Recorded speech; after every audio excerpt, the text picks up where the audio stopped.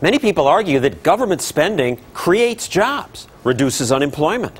For example, if the government spends $70 million on a new road or military aircraft, those projects will employ people. However, there is a problem with this government spending to create jobs theory. Economists call it the broken window fallacy. They say you might as well pay me to do this. That'll create jobs. Jobs for the people who clean up.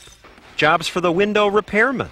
And then there's the multiplier effect. Broken windows also creates jobs for the people who make the truck, the people who painted his truck, the people who deliver the glass, and so on. So let's break more windows.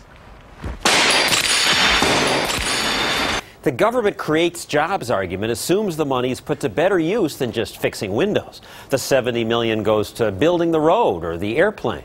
But unless you believe in the tooth fairy, the money has to come from somewhere. Well, it came from taxpayers.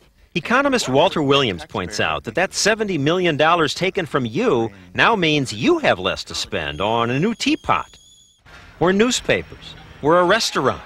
That means fewer jobs for those businesses. Of course, that loss is less visible. And politicians love that. It's a government policy where you don't see the victims. If the broken window fallacy were true, then destructive things like hurricanes and earthquakes would be good for the economy. After all, as the recent hurricanes showed, spending increases as people move to clean up and rebuild the damaged areas. But again, if people would not have had to spend that money on the rebuilding of their houses and businesses, they would have spent it on other things like cars, refrigerators, vacations, who knows what. This spending would have increased employment in those industries. Overall, the destructive acts of Mother Nature have reduced the wealth, the houses, the businesses that were destroyed, and there's no reason to expect an increase in overall employment because there's rebuilding. The same is true for government spending. If governments did not spend the funds, taxes would be lower and people would have more money to spend on cars, vacations, whatever they value. That spending would add to employment. The government spending reshuffles jobs. It doesn't create them.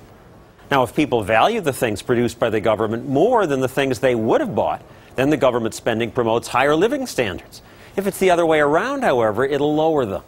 So to get the most from our resources, government spending should be based on the merits of the spending, not the fallacious view that it will create jobs.